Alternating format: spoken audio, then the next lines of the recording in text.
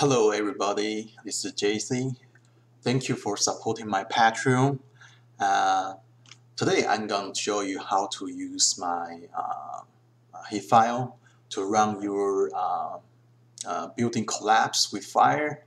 Currently I'm using old temp fire version 4 for you to reference, and I'm going to show you step by step to get through all the steps we have here.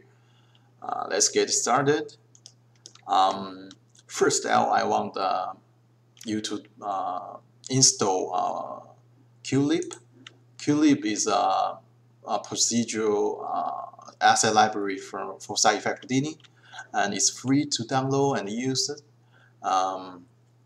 I fully recommend you to install this one because this is really handy and helpful for speed up your work process. So if you go to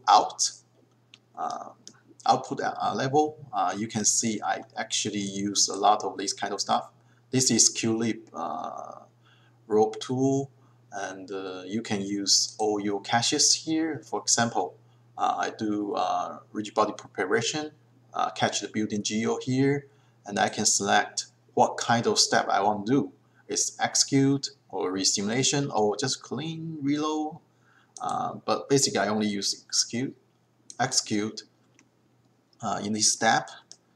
If I push Shift H, then you can see here I import Olympic file and I scale it to the proper size. You can see here this is actually a really bad geometry, but my student they don't have time to model it, so he basically just download from the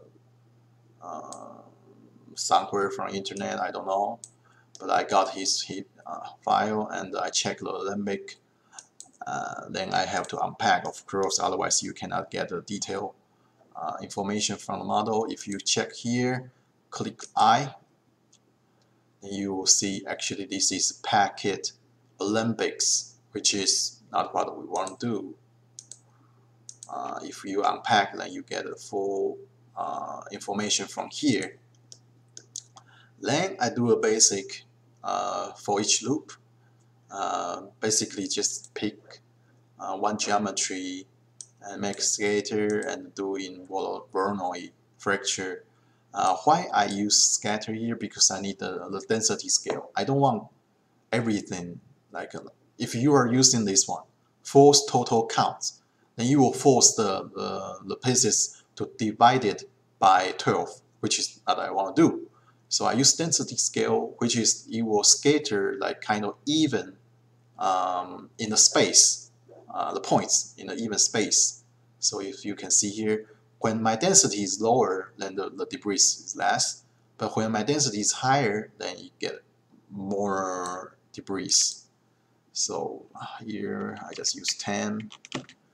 Then after this, if you click the last one, then you will do the cut for all the stuff here. The nice thing in Houdini is like if you do the Voronoi fracture here, then you use bullet solver to solve the ridge body. It won't like blast everywhere like micro bag effect, if you know. So yeah, let's wait for a bit. Okay, yeah, then you got this kind of stuff. I fully recommend you don't use this Olympic. If you are using any kind of model to do destruction, you must make the model destruction ready, which is no overlapping, and every geometry must be closed, which is no open faces here, like and no like just one plane, like sheet geometry. We need thickness for all the stuff, but my student don't have time, so yeah, it's okay. And you don't need to care of this. Just delete this yet. And also delete here. I don't need this. So keep everything clean and simple. And if your geometry need more resolution, then you might need to do it here. But in this case, we don't need this. So also delete. shoot. Let's click this guy to forbid it keep running the simulation. We'll speed up our process. Okay, and here you don't need this.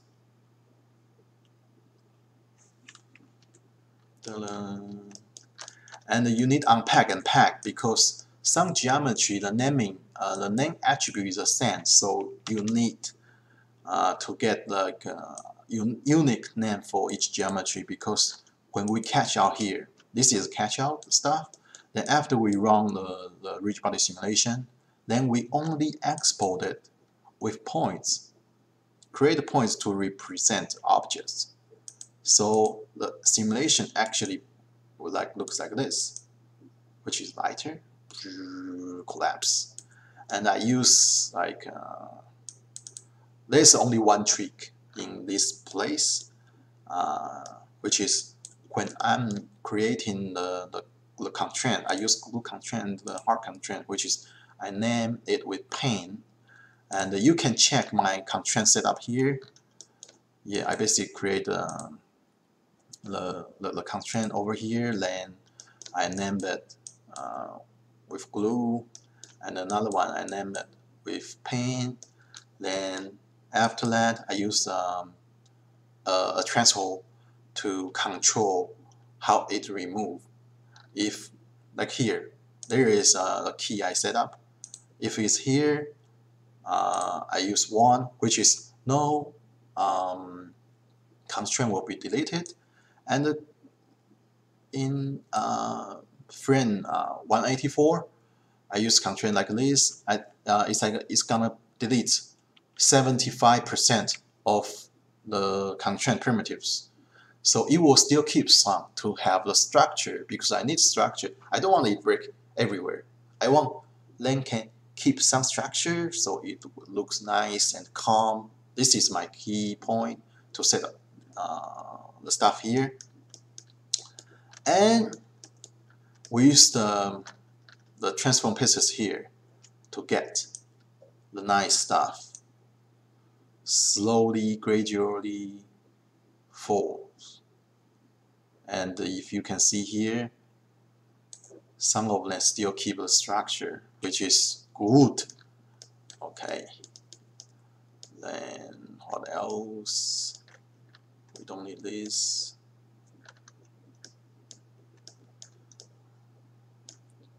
Then we jump to next, because in Houdini 18 we use sparse solver, and let's dive inside here. I use sparse. If you go here, go into Pyro, then I have some sources here. Let's jump to the output file. Yeah, this is where I set up the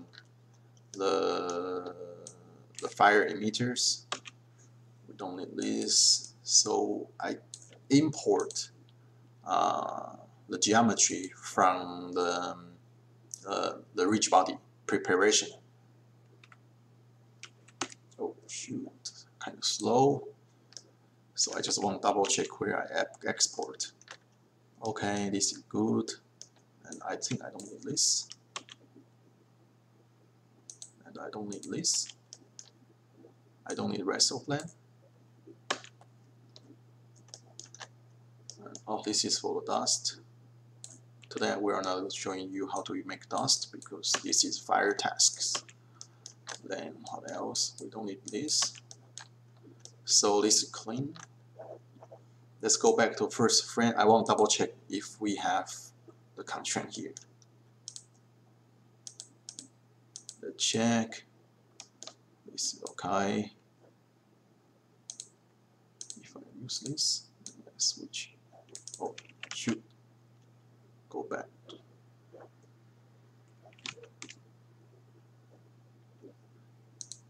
Pretty same. Okay. I think we don't need this. Cool.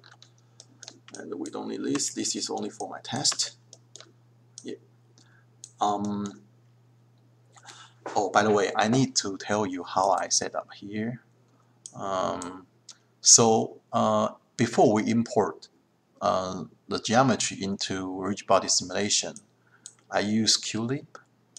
This one can calculate the bounding box for this, and I input them to the group, and I slightly give a bit scale for the central, which is will move up a bit because I want this part to be inactive. So here I say, hey, I need an integer which is active, which is 0 for all the stuff. Then I give another group, say, hey, whatever inside this bounding box, you have to be called group 1. And I say, hey, group 1, if you are inside group 1, then this integer called active will be 1, which is turned on. Because inside the rigid body simulation here, if you double click, if you are in here, rigid body package geometry, you will see there is an override attribute called active. This one in the solver will treat, oh, this one is active, so I'm going to simulate it. If this one active is 0, then it will be like inactive object. It will be still there, but it's not moving by the gravity or whatever. It will just be there, then be collide with some active geometry. Yeah. Oh, this one you don't need.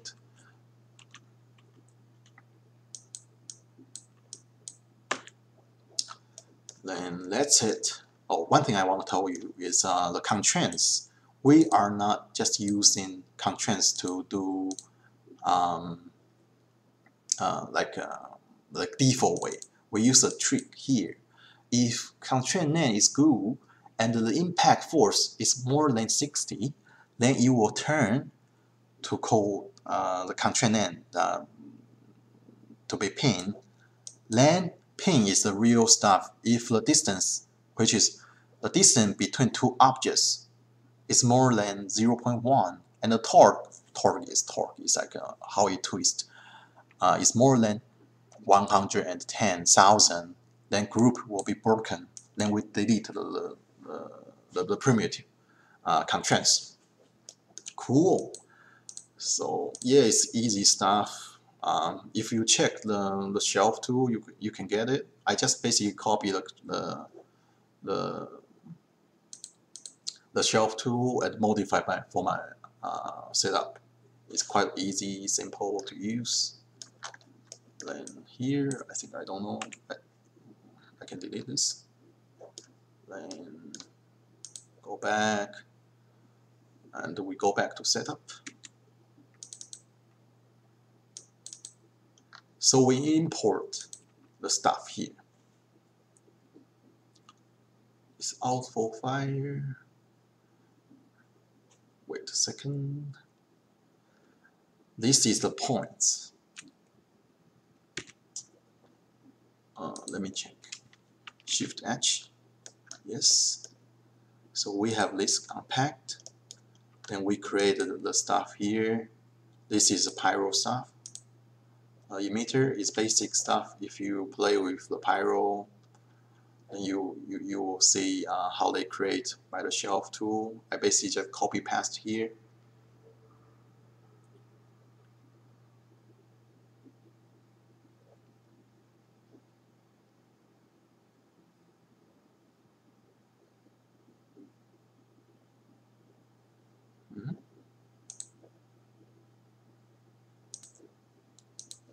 Okay. Because I emit kind of too much points here, by default it's 0.02, and for speed wise I increase a bit. So you can see the stuff here. I create this one, which is emit a lot of points around. I fully recommend you to put a bit more, like maybe this. Medium particles should be fine. But then you have to wait. I don't want to wait. Let's do this. Go to the first frame. Okay. Then I use the I use the point warp to create noise. It's a simple stuff. And then I pipe into the color, so you can see some colors here. Then this is the pattern we are going to emit fire. Then I use delete to only keep the area I want. If you check the stuff here, then you can see, yeah, this is the structure of the emitting point for the house. Then I also use this. Then you can see the stuff following the house destruction. Yeah. Then let's go back to the file render. Oh, sorry, not this one. Go back to step. Oh, this one you don't need. Yep. So this one is the same. If you are using the spark spiral, and if you are using this spreading fire, it's basically I copy from spreading fire here to have the stuff spreading, because I want, if you click this guy and change the color, you can see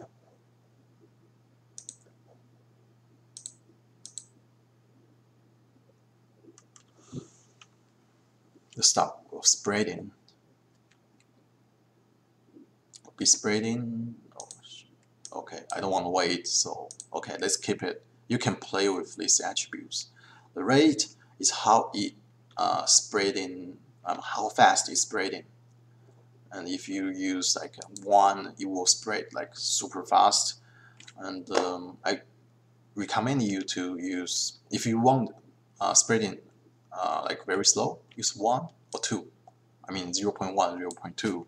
But in my case, because I only have 240 frames, so I just leave it. But this is where you should play with. Okay. Then I export it. This is the basic stuff. Then put it in the fire scene. Fire scene. Let's have a look. Yeah, this is a fire scene. You can see there is a collision here, which is the house we create in the outside of here. Yeah, I create a VDB from polygon, and I create surface and velocity because we calculate velocity here. So you will have, first at all, source volume is surface. Then we put in the target field called collision. Then we have a V, also a vector volume. Then we put in the collision value. And this stuff is the basic stuff. Also from spreading fire, I rarely tweak these guys. One thing I really want you to know is collisions. If by default this is on, and I turn it off because I notice somehow it will kill the internal fire, because it's like this guy is too close to the collision, it will automatically be removed. I don't want it. I need it to burn in the internal faces, so I turn it off. And the rest is easy stuff. And the wind, I don't need the wind. And this is another trick. I use the valve from the surface, which is from here. We have this RBD with valve. We need to go back here.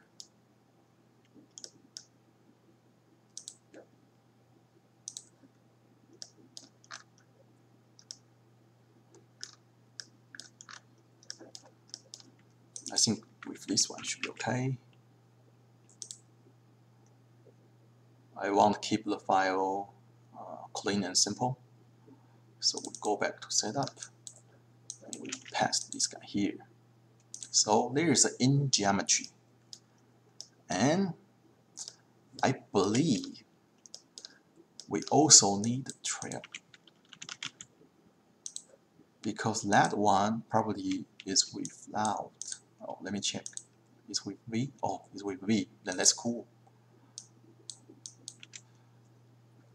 Then we calculate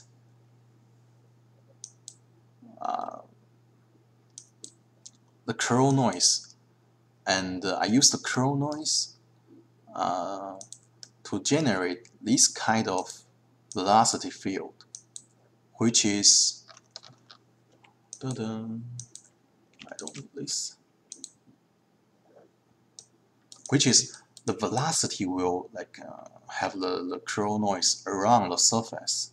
This will make the fire like crawling on its surface, because sometimes we need this. If you check this, sorry, this is very important. Otherwise, your fire will look shit. If without this fire, velocity, it's very difficult to get the fire. Circling around the surface. So if you have the force like this, then it's kind of easy. It will generate the fire spinning around the surface. And when it's out, too far away from the surface, then it becomes normal fire. Yeah, this is the stuff we want to create in different way. Otherwise, your fire will be too simple. Yeah, so this is a trick, because we generate a spatial velocity around the surface. This is kind of easy, and a lot of tutorial already mentioned it, so I don't want to spend time to explain this. You can just copy paste my setup here into your setup. So I think it will be problem free. Okay. Then we are going to do this in the fire render. After you cache it, we do post-process. This is new in Houdini 18 as well. You can tweak your shader here till you like it. Like here, I already have some stuff.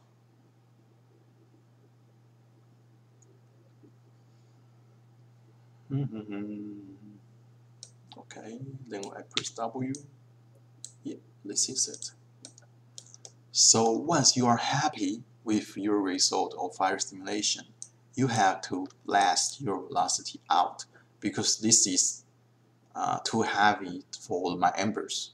So I separate the velocity field here, then I copy this one into my setup again. So here, then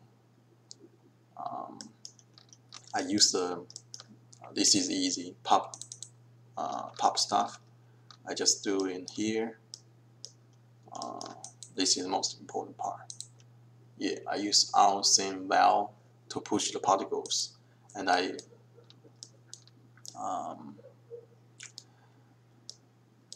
for the embers,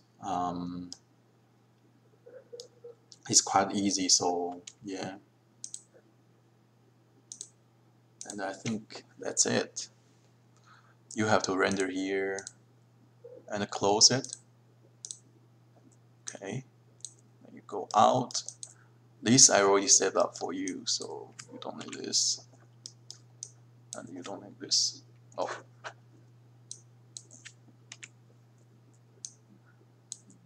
you don't need this.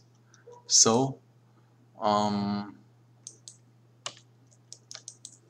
this one I already set up for you. So first step, we generate the building geometry, then we do the rigid thing. Then we do the burn solver, which is the spreading particles. Then we run the surface valve, which is what I just say, the velocity around the surface. Then we do fire cache. After cache, we use cache for embers, which is I separate the velocity from original cache. then we do Ember Cache, then we do render right here. Yep, this is it. I'm going to save this one and share to you guys. Let's call it Temple Collapse Fire version 1 for my patron.